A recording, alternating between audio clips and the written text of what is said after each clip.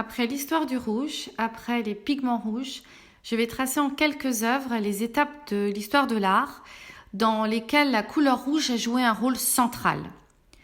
Pour introduire cette nouvelle série sur le rouge, voici une installation que j'ai faite en 2015 à la Fondation Suisse à la Cité internationale universitaire de Paris. J'avais alors emballé les piliers de l'édifice construit par Le Corbusier avec du papier saturé de couleurs. Dans le premier épisode de cette série sur le rouge, on a parcouru l'histoire du rouge. Dans toutes les œuvres d'art des différentes époques, on retrouve la richesse symbolique de cette couleur, le pouvoir de l'Antiquité, la couleur des catholiques contre les protestants, la couleur de la Révolution, le rouge des puissants devient alors le rouge du peuple comme un renversement, également ambivalent le sang du Christ mais aussi les flammes de l'enfer à partir du Moyen-Âge, l'amour mais aussi la violence, la couleur du luxe et de la volupté dès la Renaissance jusqu'au XXe siècle. Mais je vais vous montrer que dans l'histoire de l'art, le rouge c'est aussi la couleur qui résume à elle seule un débat particulier, l'opposition qu'on a pu faire entre couleur et dessin. La couleur, dans ce qu'elle a de fascinant, de séduisant, a semblé pour certains s'opposer à la science du dessin. Le dessin s'apprend, la couleur fait appel à la sensibilité et à l'intuition. Le dessin, c'est le savoir, c'est la raison, c'est l'esprit finalement. Alors que la couleur, c'est la matière, issue du pigment dans ce qu'il y a de plus matériel. Le rouge porte donc tout ce sens aussi dans l'histoire de l'art. On a pu voir que le rouge, c'est la couleur par excellence. Le rouge à lui seul représente la couleur quand il s'oppose au noir et blanc. L'opposition noir et blanc, c'est le clair-obscur. Le rouge cristallise la querelle des partisans du coloris contre les partisans du dessin. C'est dans cela que plus que toute autre couleur, le rouge a une place si particulière dans l'art. L'opposition entre couleur et dessin prend sa forme théorique à la Renaissance, au moment où les peintres souhaitent voir leur profession reconnue. Les peintres ne veulent plus être considérés comme de simples artisans. Ils veulent mettre en avant la dimension intellectuelle de leur travail. Ils veulent montrer la nécessité d'une culture humaniste pour mener à bien leur projet. Dans ce contexte, le dessin est à l'honneur. Le dessin, c'est l'outil de la connaissance. La perspective, l'anatomie, la figure humaine, en fait, il perce tous les secrets.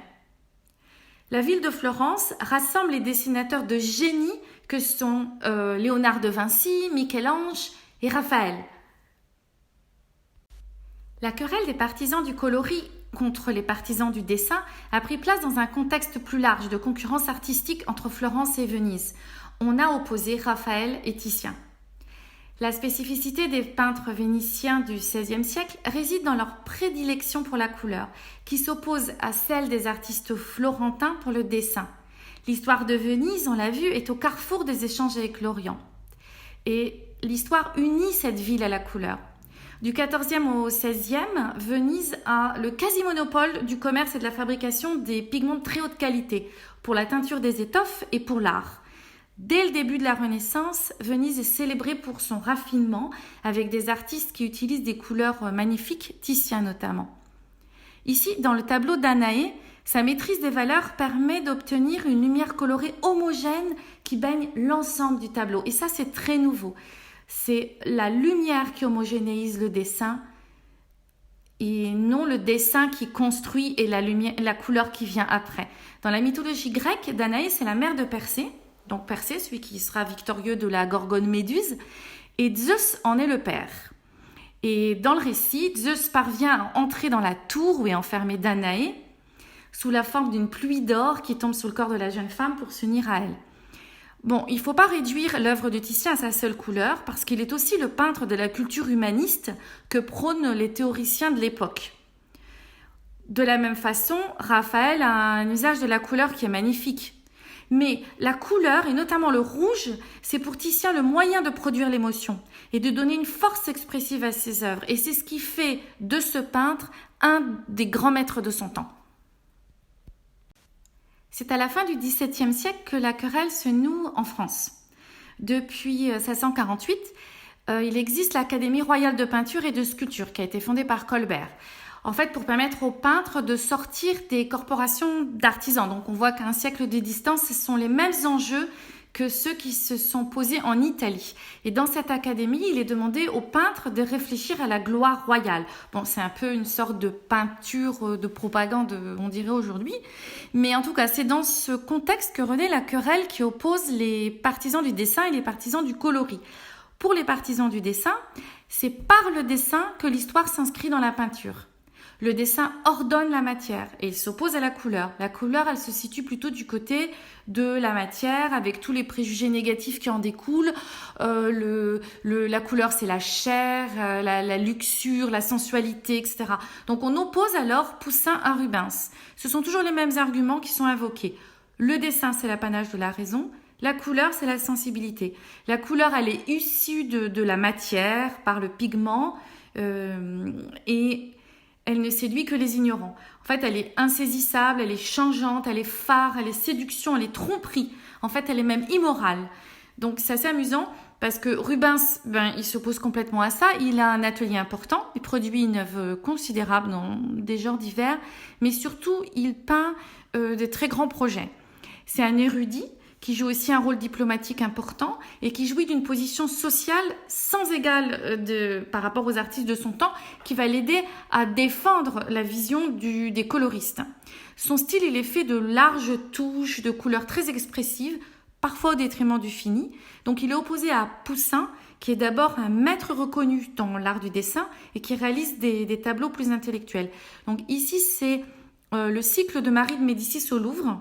C'est une série de 24 tableaux qui a été commandée en 1621 par Marie de Médicis, qui était alors l'épouse de Henri IV, pour le palais du Luxembourg. Et ces tableaux sont aujourd'hui exposés au Louvre à Paris, dans l'aile Richelieu. Je vous invite à aller voir, c'est un ensemble incroyable.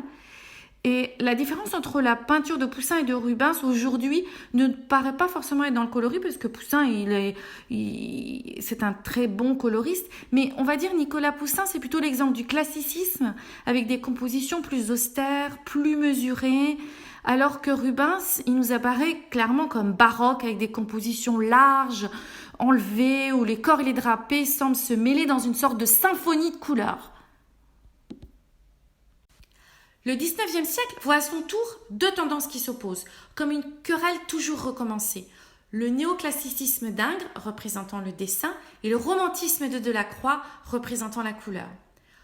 Au contraire du néoclassicisme épris de blancheur et de pureté, le courant romantique manifeste un goût prononcé pour la couleur, notamment avec l'engouement pour l'Orient, peint dans des couleurs allant du rouge à l'or, avec des lumières chaudes dans des atmosphères particulières comme ici, dans Femmes d'Alger, dans leur appartement, de Delacroix. La raison de l'importance de la couleur est aussi à trouver dans le pouvoir émotionnel qui s'en dégage, en adéquation avec la sensibilité romantique. On peut cependant remarquer la virtuosité d'Ingres dans le maniement des couleurs, comme ici dans la grande odalisque du Louvre. Sont rendus des étoffes, les satins, brocarts, velours, et la finesse et la somptuosité des coloris. Ça, on ne peut pas l'ignorer, mais le dessin vient en premier et la couleur se soumet au dessin. C'est ce que Ingres enseignait à ses élèves. De la même façon, on peut noter que Delacroix n'est pas un instinctif pur. D'abord, il est influencé par la science de la couleur, on verra ça dans une autre série, et il est aussi un excellent dessinateur. Ici, dans La mort de Sardanapale, on voit l'importance du rouge, de la lumière, mais aussi de la composition tumultueuse. On voit une vraie filiation entre les peintres coloristes que sont Titien à Venise, puis Rubens, puis Delacroix. À la suite de Delacroix, de nombreux peintres se réclament de lui. Je ne m'arrête pas sur l'impressionnisme, que je traiterai plutôt dans les présentations de couleurs bleu et vert. Je passe directement à Gauguin, dans cette filiation entre les peintres que je tente par la couleur rouge. Gauguin est un des artistes du 19e, précurseur de l'art moderne. Ici, dans ce tableau, on se situe entre réalité prosaïque et monde surnaturel. Gauguin l'a peint en 1888 lors de son second séjour à Pont-Aven en Bretagne. On voit les coiffes des villageoises qui se découpent sur un fond rouge intense. Cet extraordinaire tableau a pour titre « La vision après le sermon » ou « La lutte de Jacob avec l'ange ». C'est un manifeste de son nouveau style en rupture avec les dernières bribes de l'impressionniste. C'est un des piliers de la peinture symboliste.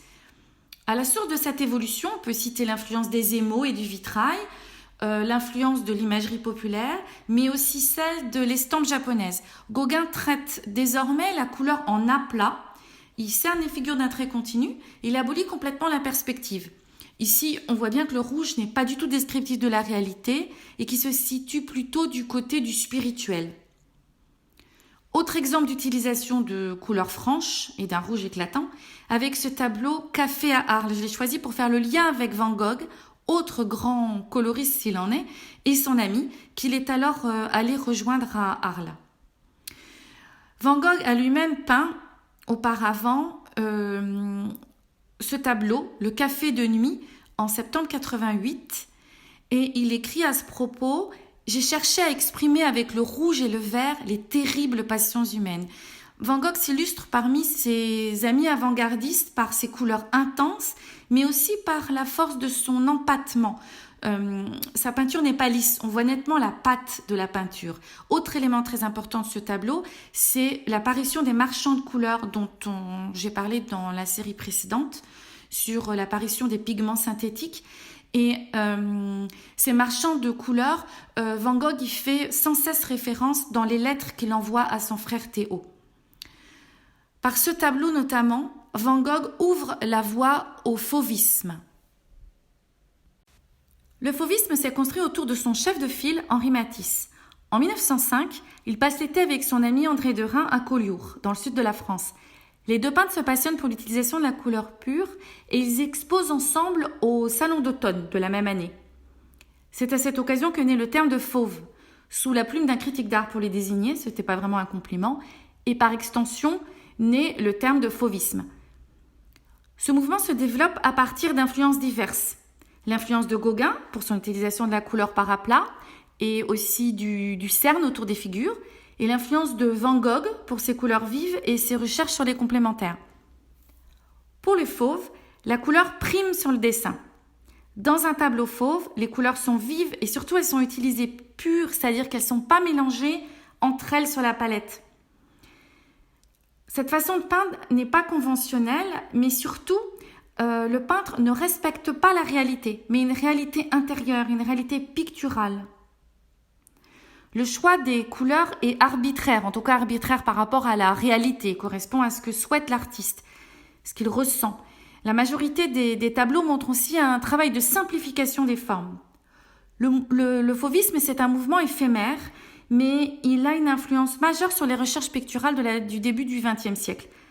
Il permet notamment un questionnement sur le rôle et la place de la couleur et sur la représentation de la réalité et sera important dans le passage à l'abstraction. La libération de la fonction mimétique de la couleur, c'est-à-dire le fait que la couleur n'a pas vocation à représenter la réalité, commencé par le fauvisme comme on l'a vu, a joué un rôle majeur dans l'essor de l'abstraction. À peu près en même temps en Europe, Wassily Kandinsky en Allemagne, František Krupka à Paris, Piet Mondrian aux Pays-Bas et Kazimir Malevich en Russie inventent l'abstraction. Pour eux, la couleur représente une voie majeure pour dépasser la forme figurée. Mais si la couleur est un vecteur essentiel pour ce passage à l'abstraction, le rouge n'y tient pas une place particulière, je dois dire. Jusqu'ici, je vous ai montré que le rouge joue le rôle de la couleur en opposition au dessin. Mais depuis les recherches scientifiques sur la couleur au XIXe siècle, depuis les progrès de la chimie qui donnent une grande disponibilité aux pigments synthétiques de toutes les couleurs, comme on l'a vu, on peut dire que c'est l'ensemble des couleurs, et notamment les couleurs dites primaires, qui permet ce passage à l'abstraction.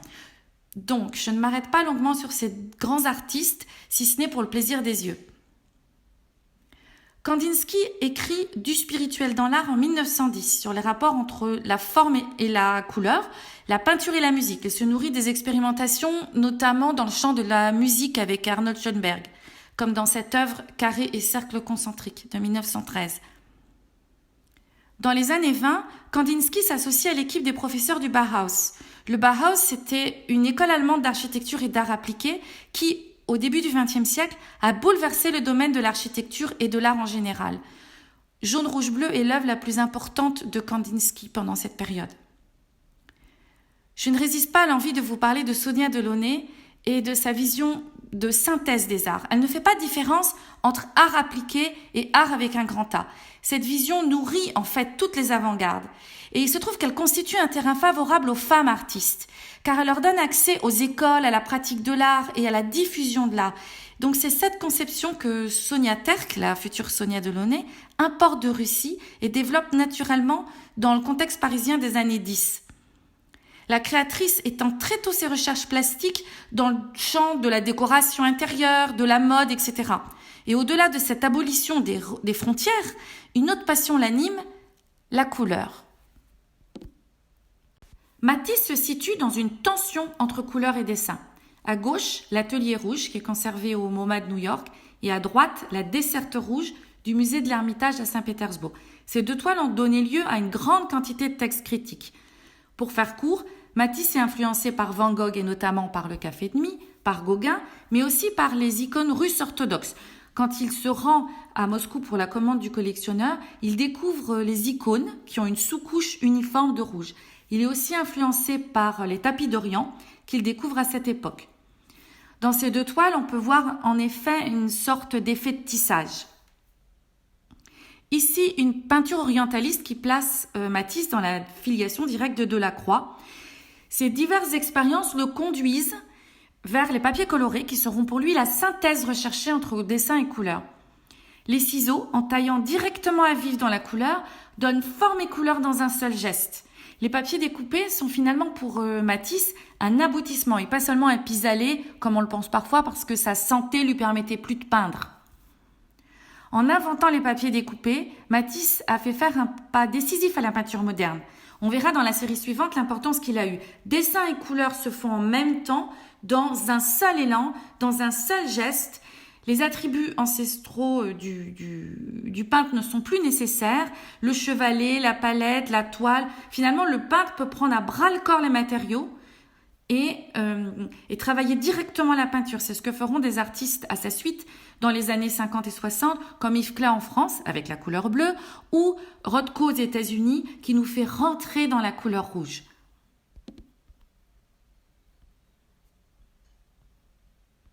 Mark Rothko est un artiste américain.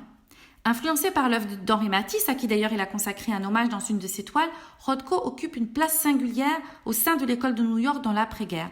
La scène artistique était parisienne pendant la première partie du XXe siècle et elle s'est déportée à New York à l'issue de la Seconde Guerre mondiale.